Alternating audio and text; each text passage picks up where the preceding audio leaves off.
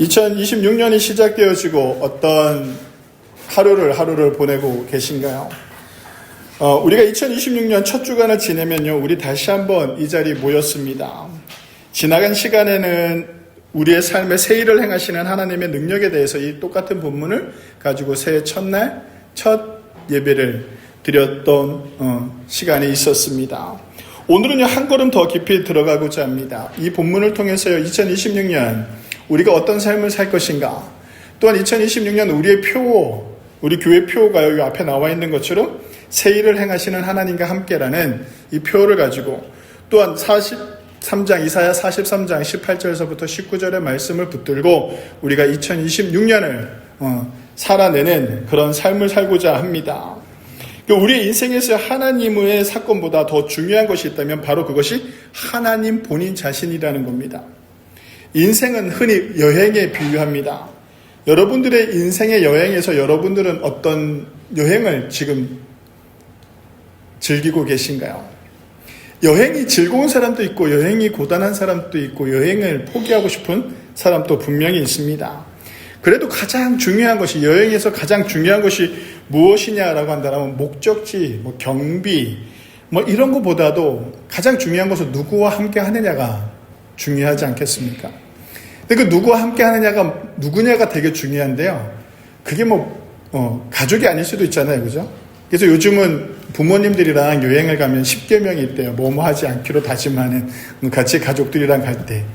그럴 정도로. 그럼 우리가 여행을 간다라고 했을 때 가장 여행을 하면서 필요한 게 무엇인가라고 한다면 마음에 맞는 사람인 거죠.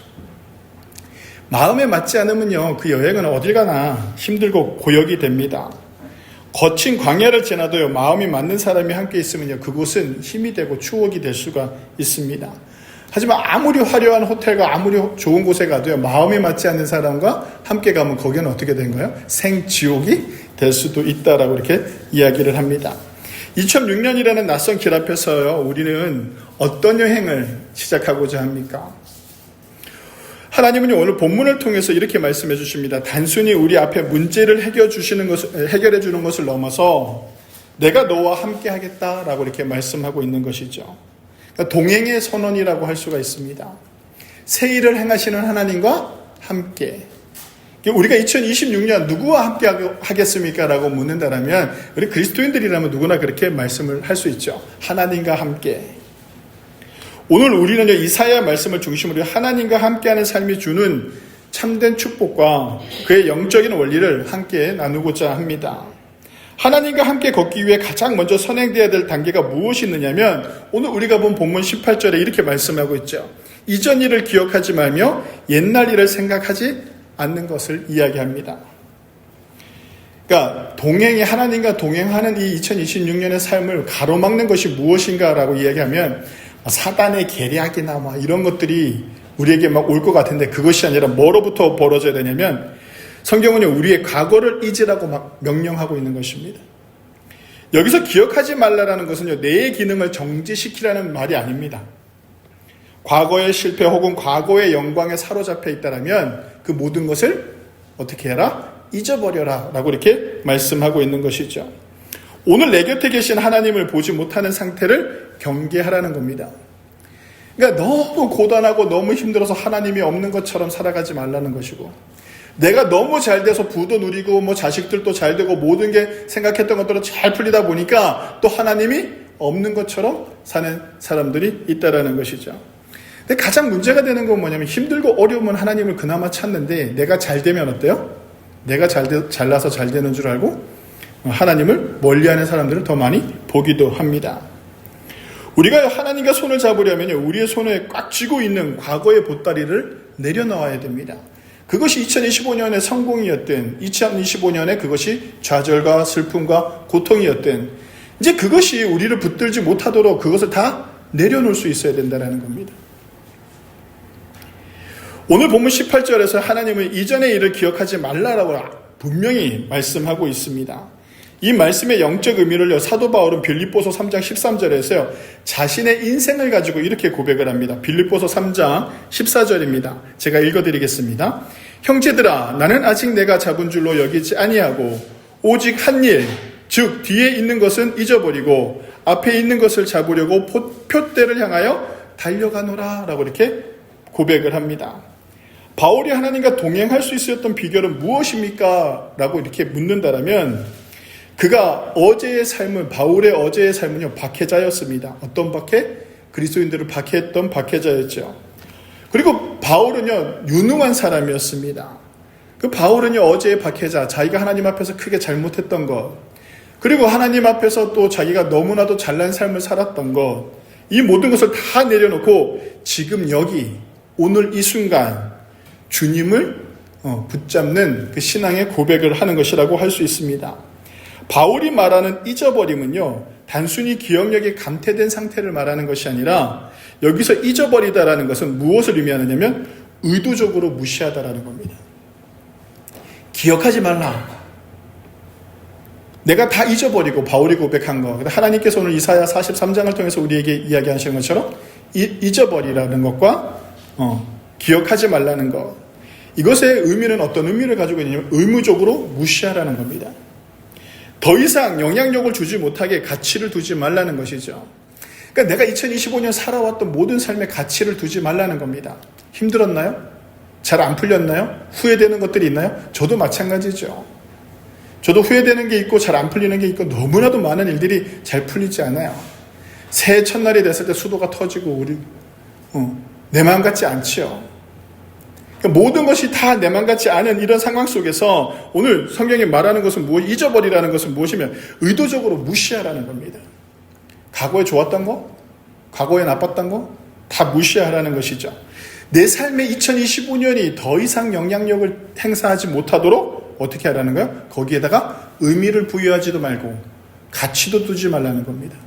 극단적으로 얘기하면 바울에게는 잊고 싶은 부끄러운 과거, 스데반을 죽이고 박해했던 그 일도 잊었지만 반대로 그가 잊기까지 한 게 무엇이 화려한 과거입니다. 바리새인 중에 바리새인이죠. 가말리의 문화생으로서의 학벌도 좋고 가문도 좋았던 자신의 삶, 그 명예도 얻었던 자신의 삶. 그러나 그는요, 하나님과 동행하기 위해서 이 모든 것을 뭐라고 표현을 했냐면 배설물로 여겼다라고 이렇게 표현을 하고 있습니다. 과거의 슬퍼에 눌려있거나 과거의 영광에 취해 있으면요, 지금 내 곁에서 손 내미시는 하나님의 손을 잡을 수가 없습니다. 성도 여러분, 오늘 이 시간 이후로 다 잊어버리기를 원합니다. 잘됐던 거, 못됐던 거, 후회스러운 거, 이 모든 것들을 다 잊어버리시기 바랍니다. 기억하지 않기를 바랍니다. 그러면 우리가 어떻게 해야 됩니까? 라고 한다면 코람데오, 하나님 앞에 서시면 됩니다. 바울이 뒤에 있는 것을 잊어버리겠다라고 선포한 이유는 명확합니다. 과거의 짐을 짊어진 상태로 지금 여기 우리와 함께 걷기를 원하시는 하나님의 보조를 맞출 수 없기 때문이죠. 과거라는 것에 매여 있다면 과거를 청산한 빈자리에 채워야 될 우리의 신앙의 자세는 무엇이냐면 나를 하나님 앞에 세우는 것입니다. 하나님 얼굴 앞에 내가 서는 것이죠. 하나님과 함께 한다는 것은요, 코람데오입니다. 하나님 앞에, 하나님의 얼굴 앞에 내가 선다라는 의미를 가지고 있죠. 과거의 상처가 여러분을 끌어당기지 않게 하시기 바랍니다. 과거의 일들이요, 나를 사로잡지 못하도록 힘쓰시기 바랍니다. 2025년의 실패가 여러분의 발목을 잡지 않기를 원합니다. 하나님은요, 말씀하십니다. 나와 함께 가려면 그 짐을 모두 내게 맡겨라 라는 겁니다. 우리가 2025년을 보내면서 설교했던 내용이 기억하나요? 수고하고 모든 짐자들아 다 내게 오라. 그 짐을 2026년 우리가 12월에 다 하나님께 맡겼잖아요. 아멘들 안 하시는 거 보니 언제요? 이런 마음이신 것 같은데 우리가 그 수고하고 무거운 짐을 다 하나님께 맡겨드렸습니다. 하나님께 맡겨드리고 난 이후에 하나님 앞에 서는 것, 그때 하나님께서 우리에게 말씀하십니다. 어제의 하나님이 아니라 오늘 너와 함께 걷는 그 하나님을 경험하라라고 우리에게 말씀하고 있는 것이죠. 2026년 하나님과 깊은 동행을 원하신다면 먼저 여러분의 마음을 가득 채운 과거의 소음을 다 제거하시기 바랍니다. 비워진 그 자리에 바로 비로소 하나님의 손길이 채워지고 하나님의 은혜가 가득해진다라는 것입니다. 제가 책을 읽다가 너무 좀 좋은 글귀가 하나 있어서 제가 가져왔습니다. 한번 들어보십시오. 아무도 과거로 돌아가서 새롭게 시작할 수는 없지만 누구나 오늘부터 시작해서 새로운 결말을 만들 수 있다. 너무 멋진 말 아닌가요? 과거로 돌아가서 새롭게 시작할 수는 없지만 누구나 오늘부터 시작해서 새로운 결말을 맺을 수 있다는 겁니다. 오늘부터 새롭게 시작하면. 오늘부터 하나님과 함께 시작하셔서 2026년을 아름답게 마무리할 수 있는 우리 증산 제1교회 성도님들이 되시길 주님의 이름으로 간절히 축원합니다. 그렇게 하나님과 함께하기를 원하는 사람들에게 나타나는 특징이 있습니다. 그것이 오늘 19절에 나와 있는 말씀이죠. 광야에서도 길을 잃지 않는 영적인 지각력을 우리에게 허락하십니다. 인생의 방향을 잃지 않는 지혜를 우리에게 주신다라는 것이죠. 이 말씀과 함께 대조되는 말씀이 시편 23편의 고백인데요. 우리가 잘 아는 시편 23편 4절의 말씀의 고백입니다. 제가 읽어드리겠습니다. 잘 들어보십시오. 시편 23편 4절입니다. 내가 사망의 음침한 골짜기로 다닐지라도 해를 두려워하지 않을 것은 주께서 나와 함께 하심이라. 다윗이요, 자신이 너무 고통스럽고 너무 힘들 때 다윗이 골짜기에서도 두려워하지 않은 이유는요, 환경이 바뀌어서가 아니라 목자인 하나님이 나와 함께 하심으로 내가 두렵지 않다라는 그 고백을 드리는 시편의 말씀이라고 할 수 있습니다. 하나님과 함께하는 성도는요, 인생의 광야를 지날 때 지도를 보지 않습니다. 광야에 지도가 필요할까요? 대신 길이 되시는 하나님과 함께 가시면요, 하나님께서 우리의 길을 인도하시는 것이죠. 한번 생각해 보십시오. 구약 성경에 이스라엘 백성들이 출애굽하여 마주했던 광야를 한번 상상해 보십시오. 홍해를 가르고 야 이제 우리가 벗어났다 하고 딱 왔는데 우리 앞에 펼쳐진 게 무엇이었습니까? 젖과 꿀이 흐르는 땅이 아니라 삭막한 사막, 광야에 서게 됩니다. 이스라엘 백성들에게요, 새롭게 시작하는 그 순간 진짜 그 이집트에서 고생하고 괴로웠고 그 정말 드라마틱하지 않나요? 병사들이 막 쫓아와서 자기들을 죽이려고 할 때 그 홍해가 갈라져서 홍해를 건너와서 너무 아름답잖아요. 야, 하나님이 역사하시구나. 야, 하나님이 우리를 살리시구나. 정말 대단하다라고 생각하고 홍해를 딱 건너와서 보니까 뭐만 남아있어요? 남는 게 없잖아요. 아무것도 없어요. 뒤를 돌아보니까 홍해 건너편에는 어때요? 젖과 꿀이 흐른단 말이죠. 조금 노동이 힘들었어도 거기는 먹고 살 수는 있었는데 광야를 보니까 어때요? 노동을 해서도 먹고 살 수 없는 환경이 그들 앞에 펼쳐졌다는 것이죠. 하나님의 은혜의 결과가 이것이냐? 라고 얘기할 수 있어요. 그래서 얼마 가지 않아서 사람들이 어때요? 그 이스라엘 사람들이 어떻습니까? 물이 없는 것을 보고 원망하기 시작하니, 모세를 원망하기 시작하니, 힘들어서. 그들에게 광야는 낭만적인 장소가 아니었습니다. 어쩌면 우리도 그럴 거예요. 2025년 그래도 하나님의 은혜 덕에 내가 이렇게 살아왔습니다 하고 막 고백하고 감사했는데 2026년을 딱 시작했는데 너무 광야 같은 거죠. 너무 막막할 수 있어요. 그곳은요, 매 순간 굶주림과 목마름이 위협적으로 다가오는 결핍이 가득한 상태가 광야였습니다. 그것이 어쩌면 우리의 인생과도 같을 수 있습니다. 어디로 가야 할지 도무지 알 수 없는 막막한 어둠의 땅이 바로 광야, 어쩌면 우리의 2026년일 수도 있습니다. 하지만요, 그들이 그 절망의 땅을 무사히 통과할 수 있었던 비결은 모세가 잘나서가 아닙니다. 종교한 지도자가 있었기 때문이 아니라 하나님의 임재가 그들과 함께 있다라는 것입니다. 하나님은요, 동행의 증거로요, 사막에 생수를 허락하십니다. 그들이 원망할 때요, 생수를 허락하시고, 그들이 굶주린 백성들이요, 원망을 할 때 하나님의 문을 열어 만나와 메추라기를 쏟아주십니다. 낮에는 뜨거운 태양으로, 괴로워할 때요, 구름 기둥으로 보호하시고, 밤에는요, 살을 에이는 추위로부터 불기둥으로 그들을 품어주셨습니다. 이 모든 기적은요, 그들이 능력이 있어서가 아닙니다. 그들의 신앙이 아주 좋아서 그들에게 하나님께서 베푸신 은혜가 아니라는 것이죠. 딱 하나입니다. 하나님이 그들을 사랑하셔서 뭐 했기 때문에? 그들과 함께 하셨기 때문입니다. 하나님이 함께 하셨기 때문에 그 광야의 40년을 살아낼 수 있었던 것이죠. 성도 여러분, 어쩌면 우리 2026년이, 우리의 인생의 2026년이 우리 목사님 왜 저런 설교를 하지? 라고 생각할 수 있을 정도로 어쩌면 광야와 같을 수 있습니다. 세상에 너무 축복만 얘기하잖아요. 잘 될 거야, 잘 될 거야, 막 이렇게 얘기하잖아요. 교회 설교를 들어봐도 여러분들 축복받을 것이 다 잘 될 것입니다. 그 환상에서 벗어나야 돼요. 너무 티가 나요? 너무 목회자가? 우리가 2026년을 맞이하는 그 삶이 어쩌면 광야 같을 수 있습니다.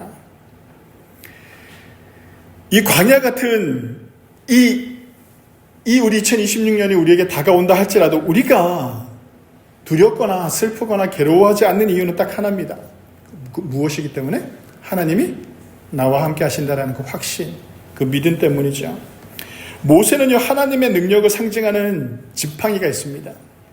그렇잖아요. 하나님께서 지팡이를, 나무짝대기를 딱 잡으셔서 지팡이가 돼서 그 지팡이가 그 이집트 바로왕에 갔을 때 제일 먼저 행한 일이 뭡니까? 마법사들이 그 뱀을 만들어서 그 지팡이가 뱀이 돼서 이렇게 막 하는 행동들이 있잖아요. 홍해를 가를 때도 어떻게 가릅니까? 지팡이로 홍해를 쳐서 홍해가 갈라지죠. 이 지팡이가 되게 큰 의미를 하고 있습니다.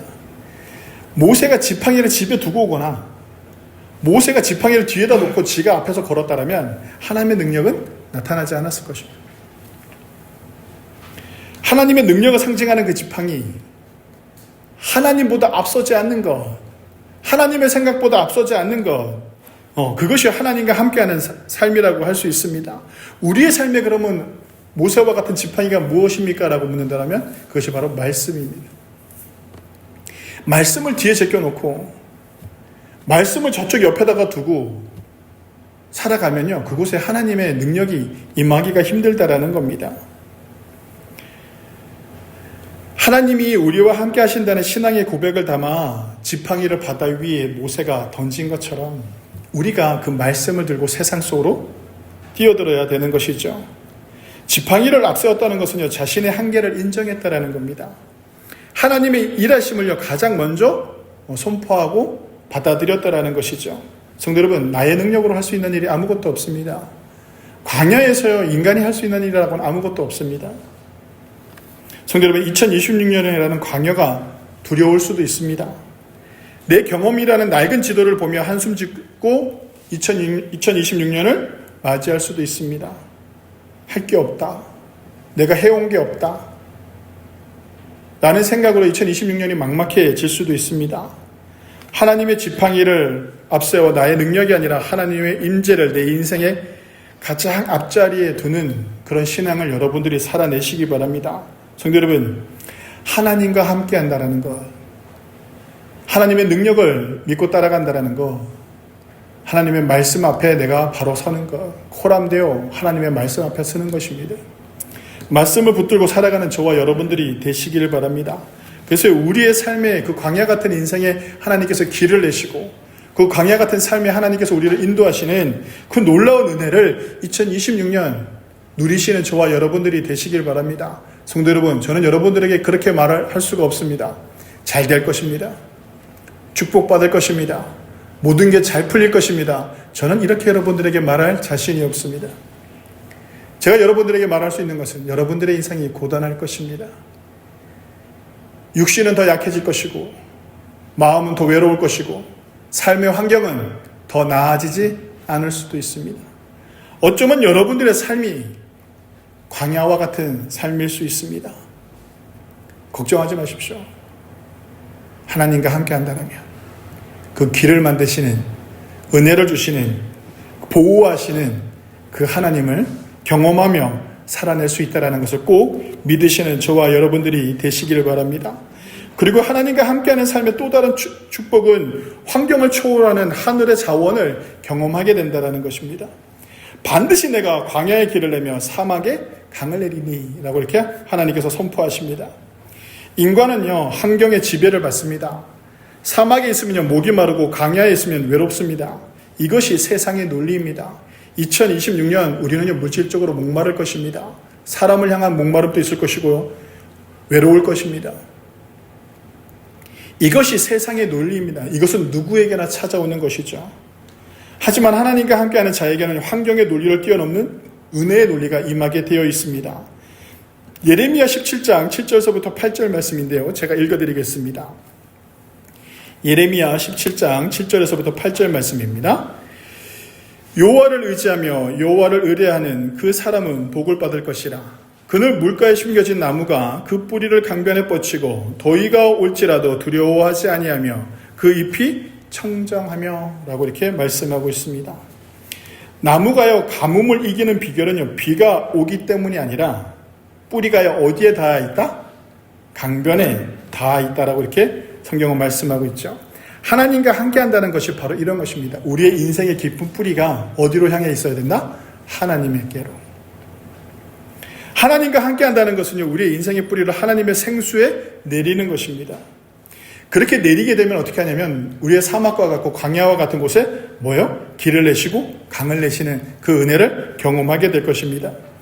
창세기 39장에 보면 요셉이 등장합니다. 요셉이라는 사람의 인생은요, 광야 같은 인생이었습니다. 어느 것 하나 제대로 풀리지 않았죠. 좀 풀릴 것 같으면 태어나는 그 순간 축복을 너무나도 받았던 요셉의 인생은 어땠습니까? 너무나도 고통스러운 형제들이 자기를 죽이려고 하고, 그나마 살려준다는 게 노예로 팔아버리고, 노예로 팔려가서 열심히 일해가지고 이제 좀 살만할까 싶었더니 어때요? 누명을 쓰고 감옥에 가고, 감옥에서도 열심히 했는데 나를 부르지 않고 다른 사람들만 자꾸 불려가서 석방이 되는 그 모습을 봅니다. 여러분들이라면 그 인생을 어떻게 받아들이시겠습니까? 여러분들이 지금까지 살아온 인생이 어쩌면 요셉과 같은 인생일 수도 있습니다. 근데 요셉이 하나 놓치지 않은 것이 있었는데 그것이 무엇이냐면 하나님과 함께 했다라는 겁니다. 성경에 보면 창세기 39장에 보면 여호와께서 요셉과 함께 하심으로 그가 형통한 자가 되었다라고 말씀하신 거죠. 성도 여러분, 하나님과 함께하는 삶은 하나님께서 길을 만드시고 하나님께서 은혜를 주십니다. 성경이 말하는 형통은 고난이 없는 상태가 아닙니다. 오해하지 마십시오. 성경에서 말하는 형통은 모든 것이 다 잘 풀리는 것처럼 얘기하는데 그것이 아니에요. 성경에서 말하는 형통은요, 고난이 없는 상태가 아니라 어떤 고난 속에서도 하나님이라는 그 공급원, 하나님이라는 그 은혜가 나와 함께하고 있는 삶이 형통한 삶이라는 것입니다. 2026년 여러분의 경제적 상황이 사막 같을 수도 있습니다. 건강의 위기가 광야처럼 몰려올 수 있습니다. 그 외롭고 슬플 수도 있습니다. 그러나 생명의 근원이신 하나님과 동행한다면 여러분의 사막에는 반드시 강이 흐를 것입니다. 이럴 때 아멘 하셔야 됩니다. 아멘 하십시오. 아멘이죠? 네. 요거는 우리 성도님들이 다 그걸 누리기를 원해서 제가 이렇게 강요하는 겁니다. 오해하지 마십시오. 하나님의 당신의 명예를 걸고 여러분을 먹이시고 입히실 것입니다. 믿으십니까? 아멘. 하나님이 하나님의 이름을 걸고 우리를 지키실 것입니다. 너무 멋지지 않나요? 세상에서요, 하나님이 하나님의 이름을 걸고 우리를 지키신다라는 이 믿음을 꼭 가지시기 바랍니다. 사랑하는 성도 여러분, 말씀을 정리하겠습니다. 2026년이라는 긴 여정의 첫 머리에 우리가 무엇을 선택해야 합니까? 라고 묻는다면 하나님과 함께 하시기를 원합니다. 내 힘으로 광야를 헤쳐나갈 것인지 아니면 전능하신 하나님의 손을 잡고 동행할 것인지. 하나님과 함께하는 삶은요, 우리에게 다음과 같은 것을 선물해 줍니다. 첫 번째가 무엇이면 자유함의 복입니다. 과거의 짐을 내려놓고 오늘을 자유롭게 살 수 있는 힘을 우리에게 허락하십니다. 그 지혜의 복입니다.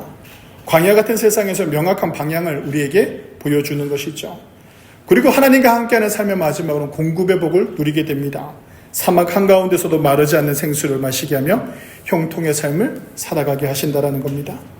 하나님은요, 저 멀리 보좌에 앉아서 우리를 지켜보시는 분이 아니라는 것을 꼭 깨달으시기 바랍니다.